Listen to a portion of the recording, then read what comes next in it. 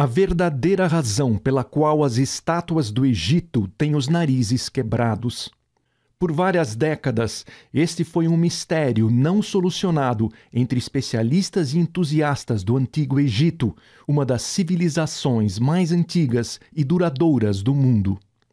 À primeira vista, parece algo esperado.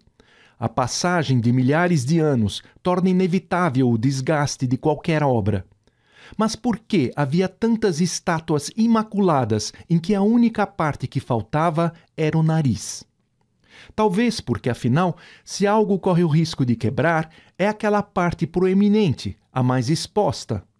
No entanto, sendo assim, como explicar que pinturas de baixo relevo ou outras representações bidimensionais apresentem danos nas mesmas partes? O assunto deu origem a suposições, incluindo a polêmica hipótese ainda recorrente, apesar de bastante refutada, de que teria sido uma tentativa dos colonialistas europeus de apagar as raízes africanas dos antigos egípcios.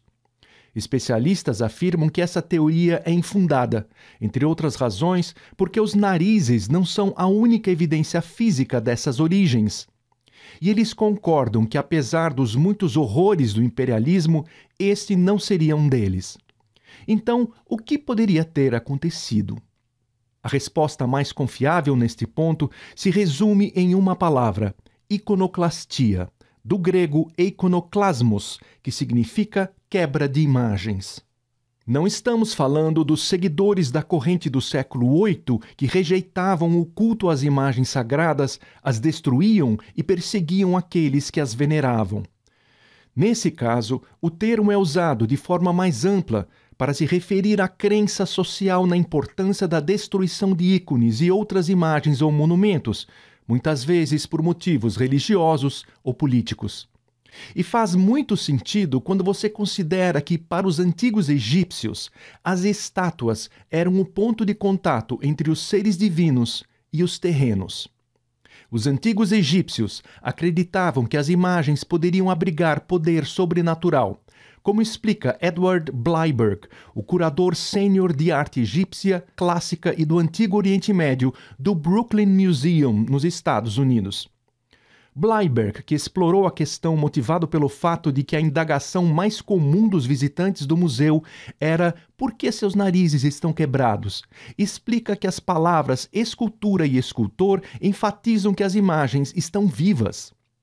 A palavra escultura significa literalmente algo criado para viver, enquanto um escultor é alguém que lhe dá vida.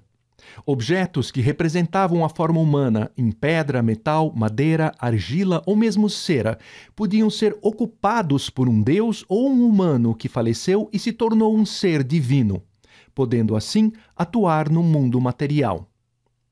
Isto se conta sobre Hathor, a deusa do amor e da fertilidade, em uma inscrição nas paredes do templo de Dendera, provavelmente construído pelo faraó Pepi, que viveu de 2310 a 2260 a.C.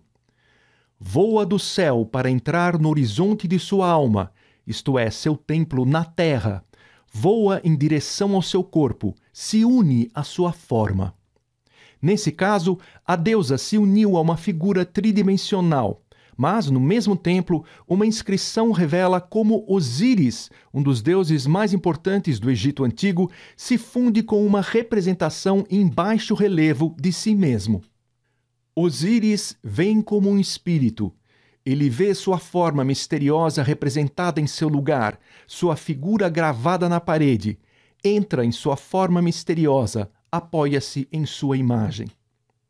Acreditava-se que, uma vez ocupadas, as imagens tinham poderes que podiam ser ativados por meio de rituais e também podiam ser desativados por danos deliberados. Mas por que fazer esses danos? Os motivos eram muitos. Pessoas com raiva e ressentimento de inimigos neste mundo e no próximo. Ladrões de túmulo com pavor da vingança do defunto que está sendo roubado. Ou o desejo de reescrever a história ou de mudar toda a cultura. Quando o pai de Tutancâmon, Akhenaton, que governou entre 1353 e 1336 a.C., quis que a religião egípcia girasse em torno do deus Atom, uma divindade solar, ele enfrentou um ser poderoso, o deus Amon. Sua arma foi a destruição de imagens de Amon. A situação foi revertida quando Akhenaton morreu e o povo egípcio retomou o culto tradicional. E a onda de destruição dessa vez foi voltada para templos e monumentos em homenagem a Atom e ao falecido faraó.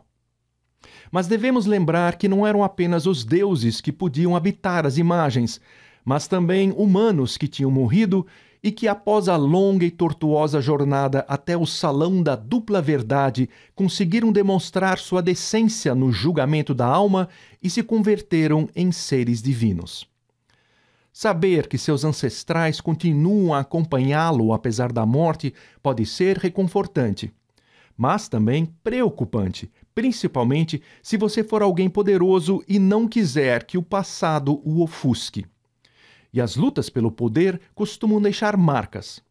Quando Tutemés III, que governou de 1479 a 1425 a.C., quis ter certeza de que seu filho sucederia, ele tentou apagar sua antecessora e madrasta, Hatshepsut, da história, destruindo a evidência física de sua existência. E ele quase conseguiu.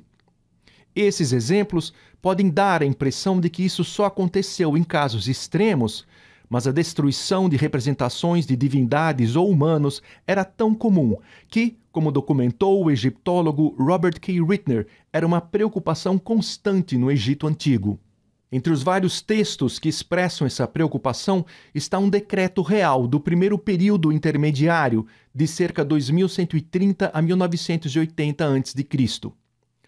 Quem em toda esta terra fizer algo nocivo ou perverso às suas estátuas, lajes, capelas, carpintarias ou monumentos que se encontrem no recinto de algum templo, minha majestade não permitirá que sua propriedade ou a de seus pais permaneçam com eles, ou se junte aos espíritos da necrópole, ou permaneça entre os vivos.